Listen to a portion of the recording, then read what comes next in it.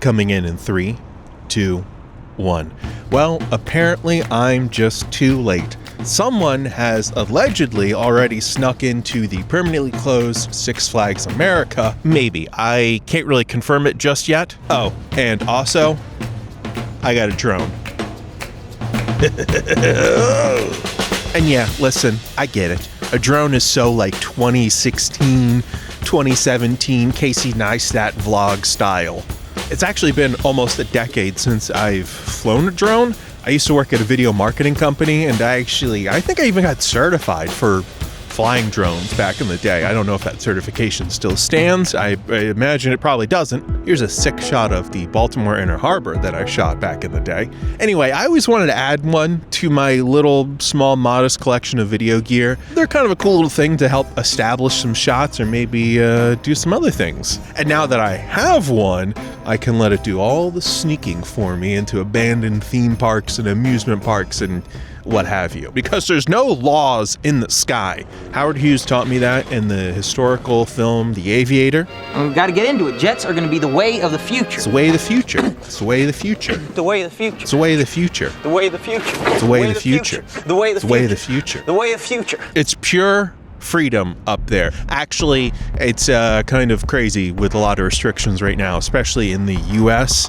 The FCC is it's trying to make a mess of all kinds of things, you know. Drones from DJI is kind of a problem here in the United States.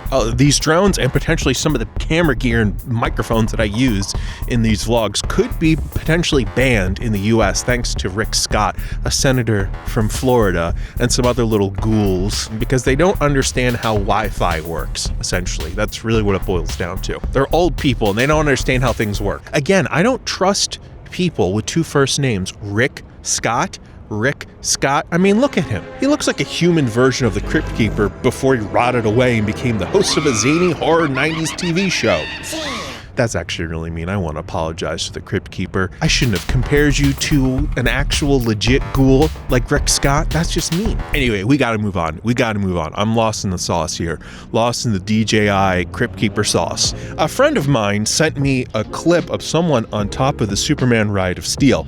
Now, this goes without saying, but don't do this dumb stuff, kids. Don't ever do this. This is so stupid and so dangerous. One wrong move and this person could have fallen and, died. Not only would that have been very sad and tragic and terrible for everybody involved, the family members, etc., but it could have had some really negative, awful impact on the future of the park and Six Flags and all. It would have been a complete mess and just awful to have seen if this person fell. Also, what is going on with the text here? You're the first to explore, and they say I'm bad with the English and words. Jeez. So this video is from TikTok and from the user US Landon with the description, 6 days ago it shut down. So just going off that description alone, it looks like it was taken after the park had it permanently closed. But there's no real way to confirm that. There's no easily identifiable signs indicating that. It very well could have been shot before the park closed and maybe just re-uploaded. Regardless, this person clearly trespassed and did something very, very, very illegal and extremely dangerous. There's another clip too, again, on top of Superman. Then there's also on the ground in what looks like a collection of some old trains. It's kind of hard to tell. Looks like one of the rides might be the old Batwing. Now, yes, I get it. Hypocrite alert. I just made a video titled, "Can I Sneak into Six Flags?" But again, that was just a joke. I'm not going to actually sneak into the park. I was just going through public woods and recording the video on the public road there. I did not actually trespass whatsoever. I'm not going to really enter the park without permission, and I'm especially not going to break the law and film it. Hopefully that last thing I said doesn't come back and bite me. You know what? I'll just edit that out just in case. You never know. This is just for the goofs and the gaffes, okay? I will, however, document what people are doing and talk about it, because after all, they are publicly putting this stuff online. for everybody to see. They especially are putting their faces in it. So I'm not going to go out of my way to get anybody in trouble. But like, hey, if you make a video with your face in it and you put it online for everybody to see, I feel like that kind of puts it into fair game a little bit. I don't know. What do you guys think? Am I crossing a line here? I feel like, I don't know, kind of a gray area maybe. I will say it is so cold out right now. I don't know why I decided to film this in a very windy parking lot. I just, had to do this for the bit. I had to do it for the bit. I am ready to go back inside and land the drone. And we are back in the dirty, dark, dank basement. It's cold down here, but not nearly as cold as outside. Anywho, I wanted to keep finding more stuff like this, so I kept sifting through the soulless bowels of TikTok. Of course, there's cringy Spirit Halloween memes, a really bad AI slop of coasters being demolished. Here's a really bad one of the wild one being torn down. But I still want to find more sneaking in videos. That's when I came across East Coasters, and I believe I've covered this guy before. Anyway, here's a TikTok of him sneaking into, I believe, one of the Six Flags parks in Texas. Sneaking into a Six Flags park after hours has always been a dream of mine. Last weekend, I made that a reality. The park usually closes at 11, so that gives me plenty of time to find a hiding spot, find a bush, and wait for my secret operative to meet us at the border. Soon enough, we got the call from Ben, our intel for the night. Why does doing something so wrong feel so right? It is currently 11:30 at night. We are riding Wonder Woman. Okay, a couple things here. I don't think any of this is real. There's absolutely no way an employee of Six Flags would sneak someone in, have their face filmed while doing it for pretty much everyone on the internet to see, including Six Flags corporate. Now, I'm sure you know by now this was a slight joke. Our company, dubbed East Coasters, brings us all over the world. Huge shout out goes to Six Flags Fiesta Texas for hosting creators like this and give us the opportunities to We found these in the garbage. It was so cold out. But it's still a fun video, yeah? He got some really sweet footage of this Wonder Woman ride, which looks very cool. I would love to visit this park one day and ride this ride, but I am currently boycotting Six Flags. I will only go to another Six Flags park if the company sells Six Flags America to, I don't know, an entertainment company, another theme park company, something to maintain some of the rides, some element of Six Flags America. I don't care. Just keep something intact, okay? That's my compromise. Someone commented on his video with a pic of them on top of a roller coaster at night. The track kind of looks like the Superman ride of Steel. Also, my guy is hanging 1 foot off while barely holding on, and he's pounding some drink while showing his face like he just does not care. Bro, like, what are you drinking though? What is that? All right, let's check out his profile here. Meet Ethan.lifting. Do you think he likes lifting? I can't really tell. I'm looking at all of his videos here, his TikToks, and it sure looks as though maybe he goes to the gym. I did find some really sweet and funny and wholesome and somewhat sad and bittersweet TikToks of team members on the final night saying goodbye to their jobs at Six Flags America, which again is just super lame that they're not able to save this park. I'm really going to be quite bent out of shape about that for years. I also stumbled upon this really cool user who, as far as I can tell, works some type of construction or maintenance job, something that requires him to be on top of buildings and or other tall structures. And it seems as though he did some work at Six Flags America. He's got all kinds of videos of him on top of various rides throughout the park, like Firebird, as well as Wonder Woman, which seems very crazy to me. I mean, that ride is so high up in the sky, and my guy is just clamped on with like a little D-clip. I'm sure there's other protocols and safety things, but it's still, wow. I mean, he is up there. This is some really, really, really cool and unique footage. This video might be my favorite of his. It really shows the height of Superman as well as the stairs down, like the main drop. I mean, just imagine walking down and or up those steps. At night too, like we just saw earlier. Just so crazy. And another cool thing, a former employee of the park, Rob, reached out to me and shared some really incredible pictures of the park. He apparently has loads of pictures he's willing to share with me. This is just a small sampling. I'm still kind of going through some of the stuff he's sending me. Very excited about sharing it. And again, if anyone out there watching is a former employee or whatever, if you have some cool pictures you want to share of the park, please send it to me. There's the email right there. Rob has taken some really cool and unique photos, showing off a lot of old rides. He's even got some older stuff of the fountain when it had this statue at the centerpiece instead of just a generic pot of plants. And I just want to say, I never really expected to kind of get into the history of this park, but I'm kind of glad I am finally digging into it. Because there's a lot of stuff here that we can keep kind of going through. It's 50 years that park was around, so there's been a lot of iterations of it, from Wild World to Adventure World and finally Six Flags. And I've been fortunate enough to have visited the park through all of its many iterations. So it's really nice seeing some of these old pics and being reminded of what it used to look like.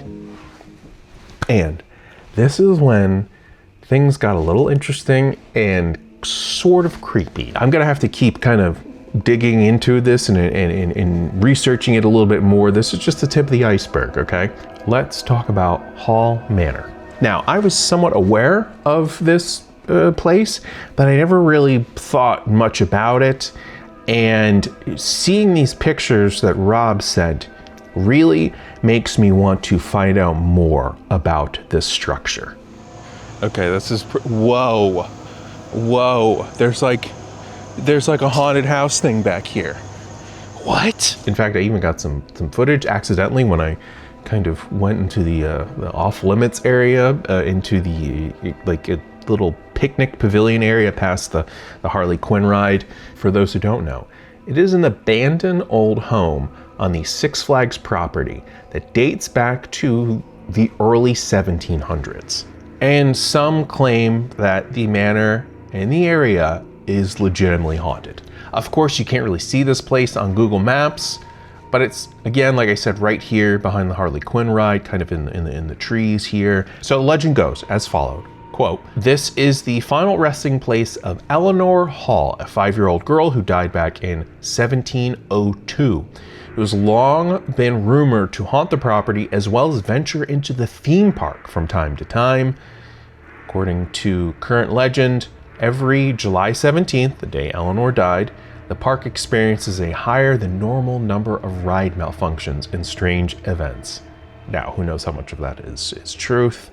Even if you believe in ghosts or not, this could just be some super fabricated Reddit post. There is apparently a grave marker on the site. "Here lieth the body of Eleanor Hall, daughter to Ben and Mary Hall, who departed this life 17th day of July, age 5 years old." I don't know if that placard's still there. I have no clue, but someone, again, posted this online. I did go back and check some of my old footage on my various vlogs in the park, and I was not there on July 17th. I was actually there on July 16th, so I was one day off. But maybe I'll go back and, I don't know if I found all my old footage, but who knows? Maybe I did accidentally stumble into the park on an actual July 17th date. If anyone was there on a July 17th, any year, or are there a bunch of rides down? I don't know, leave a comment below. You could even make stuff up if you want. I don't care, we can keep just fabricating some stuff here. And during the Six Flags annual Halloween event, Fright Fest, RIP, Fright Fest up top, one of the haunted houses featured some elements of this manor. I found some stuff shared on Facebook. I'm pretty sure this is from the Eleanor haunted house. They have a creepy ghost girl, and I don't know if that's offensive to the history of this poor girl. And I'm fairly certain this is the haunted house for that area. But my God, that's very creepy, knowing that there is a legitimate dead body buried there. And they have a haunted house there. That's some Wild World energy right there. I found some even more creepy photos taken back in 2008. The photographer left some description comments about the pictures they had taken. "This house is condemned, so I didn't go inside for fear of falling into the basement. This house is probably very grand in its day, and all of the molding and trim is very fancy. I believe the theme park used it for storage before it was condemned, hence the signage against the rear door. This house has always fascinated me, and now me as well. They go on to say this house has a lot of questionable history attached to it. It has been recorded on the National Historical Registry, so it cannot be torn down.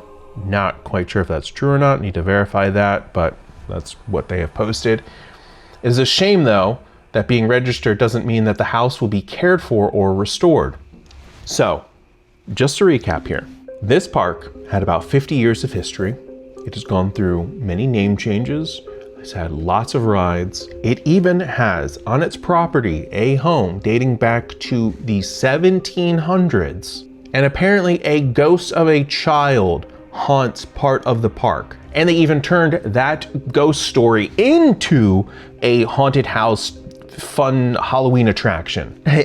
I mean, I really don't think there's any other theme park out there in the United States that has this crazy amount of history attached to it. Wow. I will never understand how they fumbled the ball so hard with this park. Six Flags, yeah, you should be embarrassed.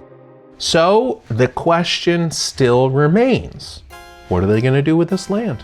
Council members are still claiming that the area will remain some type of entertainment district, question mark, maybe resembling something like the National Harbor, where again, the county could stand to make several millions from the land. Either way, it doesn't look like they can just knock down that manor. I feel like it's just gotta come down on its own. So they gotta do something with it, and I gotta get video of it. It's as simple as that. I gotta get video of the manor as well as the ghost Eleanor. This is quite an interesting turn of events. We got drone, we got kids sneaking in the park, and we got ghost girls.